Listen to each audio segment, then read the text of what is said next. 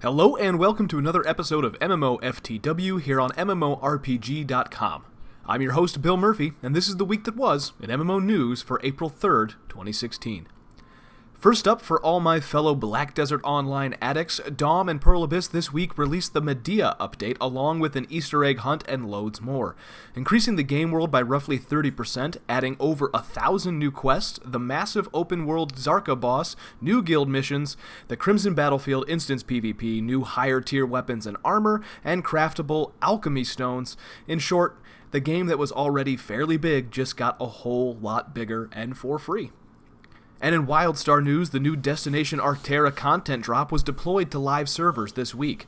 A brand new zone with new adventures, new quests, new monsters, new armor, new hoverboards, group and solo content, and loads of story that progresses the fight between Drusera and Entity are all available for free in WildStar's latest content drop.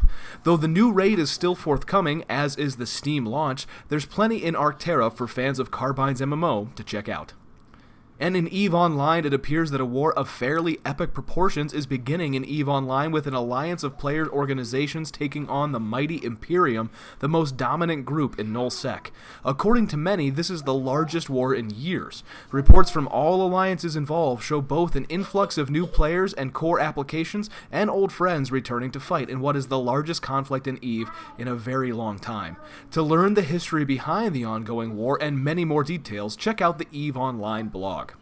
Also this week, it was announced that the first big free content update for the Division is coming on April 12th, and bringing with it the game's first true group endgame content known as Incursions.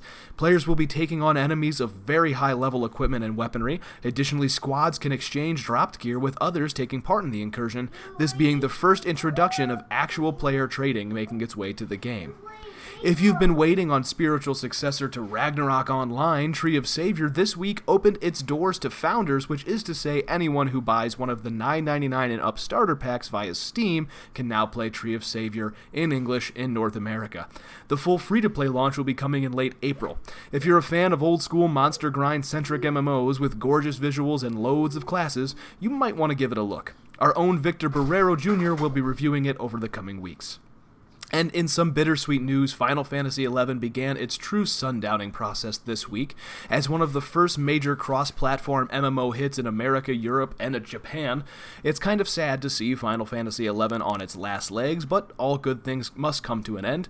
The Xbox 360 and PlayStation 2 versions of Final Fantasy XI closed up at 10 a.m. Eastern on March 31st. Now the good news, the PC version is still alive and kicking, and Square is allowing the 360 and PlayStation 2 accounts to convert over to the PC version for free. Now, how long the PC version remains and is still running is up in the air, but there are no current plans to produce any more story content updates for Final Fantasy XI, as the entire story for the 14-year-old game wrapped up back in November.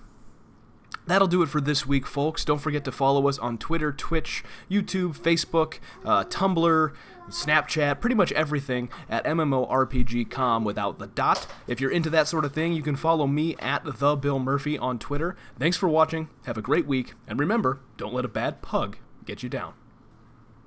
Make sure to level up your MMO knowledge by visiting MMORPG.com, subscribing to our YouTube channel, and by following us on social media. To catch up on the week's biggest MMO news, watch our latest MMOFTW. And to see if there's a better MMO out there for you, watch one of our latest First Impressions videos. Thanks for watching.